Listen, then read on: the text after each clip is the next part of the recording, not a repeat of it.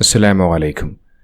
2 ദിവസങ്ങൾക്ക് മുമ്പാണ് ഇസ്മായിൽ നിസാമി എന്ന് പറയുന്ന ഒരു സഹോദരൻ മരണപ്പെട്ടു പോയത്. ഈ പരിപാവനമായ ഈ പരിശുദ്ധ റമദാൻ മാസത്തിൽ വെള്ളിയാഴ്ച രാവിൽ, അതും ഇഹ്റാമിലായിരിക്കെയാണ് ആ മനുഷ്യൻ മരണപ്പെട്ടു പോകുന്നത്. പടച്ച റബ്ബായ അള്ളാഹുവിൻ്റെ അലംഘനീയമായ വിധിയാണത്. നല്ലൊരു മാസത്തിൽ, നല്ലൊരു ദിവസത്തിൽ, അതും നല്ലൊരു പുണ്യകർമ്മത്തിനിടയിൽ വെച്ചുകൊണ്ട് അദ്ദേഹം മരണപ്പെട്ടു പോവുക എന്നുള്ളത് അള്ളാഹുവിൻ്റെ അലംഘനീയമായ വിധിയാണ്. ഇസ്മായിൽ നിസാമി മാത്രമല്ല, അദ്ദേഹത്തോടൊപ്പം ഉണ്ടായിരുന്ന ഷീബ എന്ന് പറയുന്ന മറ്റൊരു സഹോദരിയും മരണപ്പെട്ടു പോവുകയാണ്. 2 ദിവസങ്ങൾക്ക് മുമ്പാണ് ഈ പരിശുദ്ധമായ റമദാൻ മാസത്തിൽ ഉംറ തീർത്ഥാടകരെയും കൊണ്ടുപോകുന്ന ആ ബസ് പെട്ടെന്ന് മറിഞ്ഞ അപകടമുണ്ടാകുന്നത്. ഈ ബസ്സിൻ്റെ പുറകുവശത്തുള്ള 2 ടയറുകൾ പൊട്ടിത്തെറിച്ച് പിന്നീട് ബസ് മറിഞ്ഞ് അത്തരത്തിൽ 2 പേർ മരണപ്പെട്ടു പോവുകയാണ്. ആ വാഹനത്തിലുണ്ടായിരുന്ന മറ്റൊരുപാട് തീർത്ഥാടകർക്ക് പരിക്കുണ്ട് എന്ന് കേൾക്കാൻ സാധിക്കുന്നുണ്ട്. ഈ പരിപാവനമായ റമദാൻ മാസത്തിൻ്റെ പവിത്രത കൊണ്ട് അള്ളാഹു അവർക്കെല്ലാവർക്കും ശിഫ കൊടുക്കട്ടെ. നോക്കുതിൽ നാം മനസ്സിലാക്കേണ്ട മറ്റൊരു കാര്യമെന്ന് പറയുന്നത് ആ 2 പേരും നോമ്പുകാരായിരുന്നു എന്നുള്ളതാണ്. നോമ്പുകാരനായിക്കൊണ്ട് മരണപ്പെടുക എന്ന് പറയുന്നത് തന്നെ ഏറ്റവും വലിയ മഹാഭാഗ്യമായ ഒരു കാര്യമാണ്.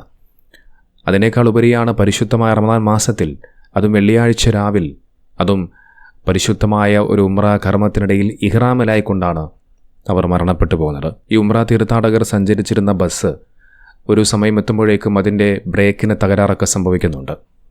ആ തകരാറൊക്കെ വർക്ക്ഷോപ്പിൽ കയറ്റി അതിൻ്റെ പണികളെല്ലാം കഴിഞ്ഞ് ക്ലിയർ ചെയ്തതിന് ശേഷം ഇവർ പിന്നീട് പോകുന്ന വഴിക്കാണ് ഇത്തരത്തിൽ ഈ ടയർ പൊട്ടിത്തെറിച്ചുകൊണ്ട് അവർ മരണപ്പെട്ടു പോകുന്നത്. നോക്കിയതിൽ ഇസ്മായിൽ നിസാമി എന്ന് പറയുന്ന പ്രിയപ്പെട്ട സഹോദരൻ, അദ്ദേഹം കഴിഞ്ഞ കുറേ കാലങ്ങളായിട്ട് സൗദിയിൽ അവിടെ അമീറായി, അതായത് ഉംറ തീർത്ഥാടകരെ കൊണ്ടുപോകുന്ന, അവർക്ക് നേതൃത്വം കൊടുക്കുന്ന അമീറായി കഴിഞ്ഞ കുറേ കാലങ്ങളായി സേവനമനുഷ്ഠിക്കുന്ന മനുഷ്യനാണ്. വിദേശത്തേക്ക് എത്തുന്ന ഒരുപാട് ഉലമാക്കൾക്കെല്ലാവർക്കും വലിയ താങ്ങായിരുന്നു നിസാമി ഉസ്താദ്. ഒരുപാട് സ്വപ്നങ്ങൾക്ക് നിറം പകരാനുള്ള അധ്വാനത്തിനിടയിലാണ് അള്ളാഹുവിൻ്റെ വിധി ആ മനുഷ്യനെ തേടിയെത്തിയത്. ഈയിടയ്ക്കാണ് അദ്ദേഹം തൻ്റെ നാട്ടിൽ പുതിയൊരു വീടൊക്കെ നിർമ്മിച്ചത്.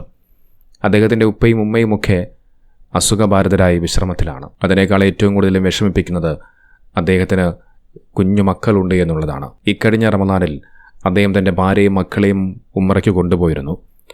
നോക്കൂ, ഇതിൽ നാം മനസ്സിലാക്കേണ്ട മറ്റൊരു കാര്യം കൂടിയുണ്ട്. ഈ ഉംറ സംഘത്തിന് അമീറായി വരുവാൻ വേണ്ടി അദ്ദേഹം ഒരുപാട് ആളുകളെ സമീപിച്ചിരുന്നു. പക്ഷെ അവർക്കാർക്കും തിരക്കുകളും മറ്റും സാഹചര്യങ്ങളും ഉള്ളതുകൊണ്ട് ആ ഒരു ദൗത്യം ഏറ്റെടുക്കാൻ അവർ തയ്യാറായില്ല. നോക്കൂ, ഇവിടെയാണ് നാം പടച്ചറബിൻ്റെ വിധിയെന്ന് നാം മനസ്സിലാക്കേണ്ടത്. ഈ പരിപാവനമായ റമദാൻ മാസത്തിൽ, അതും വെള്ളിയാഴ്ച രാവിൽ ഇഹ്റാമിലായിരിക്കെ, നോമ്പുകാരനായിരിക്കെ ആ മനുഷ്യൻ മരണപ്പെട്ടു പോവുക എന്നുള്ളത് പടച്ചറബിൻ്റെ വിധിയാണ്, അലംഘനീയമായ വിധിയാണ്. അദ്ദേഹത്തിൻ്റെ ഒരു വീഡിയോ കൂടി കാണാനിടയായി. ഉംറ തീർത്ഥാടകരെയും വഹിച്ചു കൊണ്ടുപോകുന്ന ബസ്സിനുള്ളിൽ വെച്ചുകൊണ്ടുള്ള അദ്ദേഹത്തിൻ്റെ ഒരു വീഡിയോ.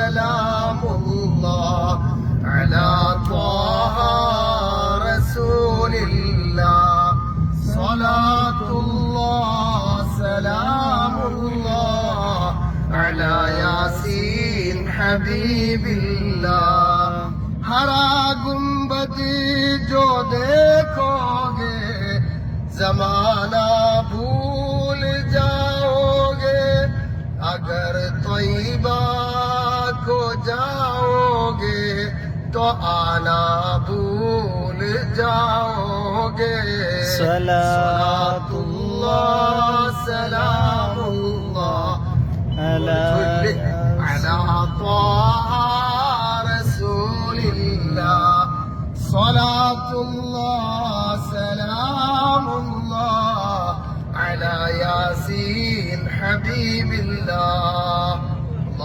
പ്രായമായ ഉപ്പയും ഉമ്മയും ഭാര്യയും തൻ്റെ പറക്കമുറ്റാത്ത ആ മക്കളെയും തനിച്ചാക്കി പരിശുദ്ധമായ റമദാൻ മാസത്തിൽ അദ്ദേഹം വിട പറയുകയാണ്. മരണപ്പെട്ടുപോയ 2 പ്രിയപ്പെട്ടവർക്കും അല്ലാഹു സുബ്ഹാനഹു വ തആല സ്വർഗ്ഗം പ്രദാനം ചെയ്യുമാറാകട്ടെ. അതോടൊപ്പം ആ വാഹനാപകടത്തിൽ പരിക്കേറ്റ മറ്റുള്ള സഹോദരങ്ങൾക്കും അല്ലാഹു എല്ലാ വിധത്തിലുമുള്ള പ്രയാസങ്ങളും ബുദ്ധിമുട്ടുകളും മാറ്റി പൂർണ്ണ ആരോഗ്യം കൊടുത്ത് അനുഗ്രഹിക്കുമാറാകട്ടെ. അവർക്ക് എല്ലാവർക്കും അല്ലാഹു ശിഫ നൽകി അനുഗ്രഹിക്കട്ടെ. ഇതോടൊപ്പം ഒരു കാര്യം കൂടി പറഞ്ഞു വയ്ക്കാം. വെള്ളിയാഴ്ച ജുമാ നിസ്കാര സമയത്ത് തിരുവനന്തപുരത്തെ പാളയം പള്ളിയിലെ ഇമാമിൻ്റെ ഒരു പ്രഭാഷണത്തിൻ്റെ കുറച്ച് ഭാഗങ്ങൾ സമൂഹമാധ്യമങ്ങളിൽ വലിയ രീതിയിൽ ചർച്ചയാവുകയാണ്. നോമ്പുകാലമാണ്, ആറ്റുകാൽ പൊങ്കാല വരികയാണ്.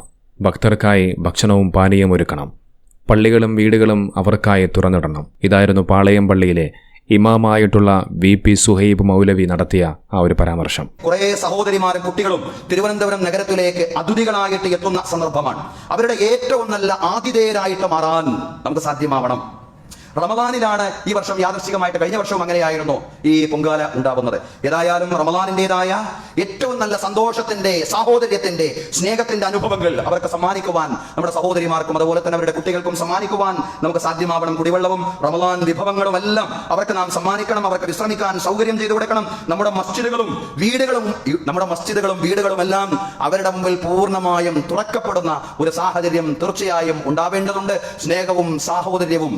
അതുകൊണ്ട് മാത്രമേ നമുക്ക് ലോകത്തും രാജ്യത്തും വളർന്നു വരുന്ന ഇസ്ലാമോഫോബിയയും വിദ്വേഷത്തെയും പ്രതിരോധിക്കാൻ സാധിക്കൂ എന്നുള്ള പൂർണ്ണമായിട്ടുള്ള ബോധ്യം നമുക്കുണ്ടാവണം സഹോദരങ്ങളെ.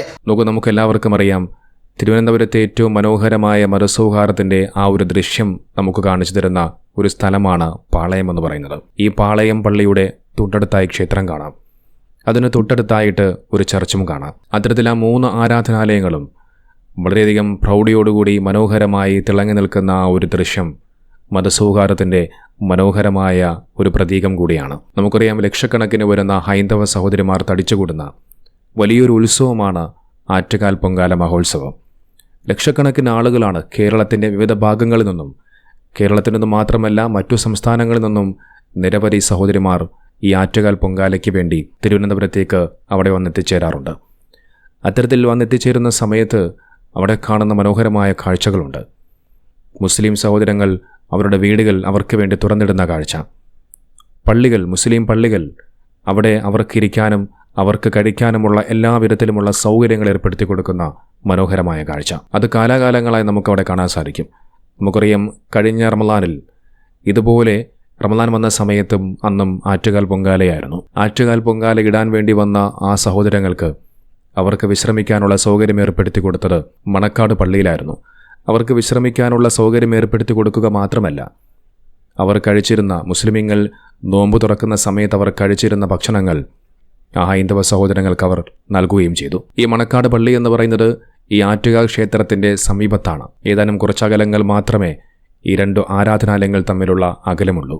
ഇതാണ് നമ്മുടെ നാടിൻ്റെ, നമ്മുടെ കേരളത്തിൻ്റെ യഥാർത്ഥ ദ റിയൽ കേരള സ്റ്റോറി എന്ന് പറയുന്നത്. അല്ലാതെ RSSന്റെ കാര്യാലയത്തിൽ നിന്നും പടച്ചുവിടുന്ന അവരുടെ പ്രോപ്പഗണ്ടകൾക്കനുസൃതമായിട്ടുള്ള കഥകളല്ല കേരള സ്റ്റോറി എന്ന് പറയുന്നത്. ഹിന്ദു പെൺകുട്ടിക്ക് നിർബന്ധിച്ച് വായിലേക്ക് ബീഫ് കുത്തിക്കയറ്റി കൊടുക്കുന്ന കഥയല്ല ദ റിയൽ കേരള സ്റ്റോറി എന്ന് പറയുന്നത്. യഥാർത്ഥ കേരള സ്റ്റോറി എന്താണെന്ന് അറിയണമെന്നുണ്ടെങ്കിൽ ഇവിടെ ഈ കേരളത്തിലേക്ക്, നമ്മുടെ ഈ നാട്ടിലേക്ക് വരണം.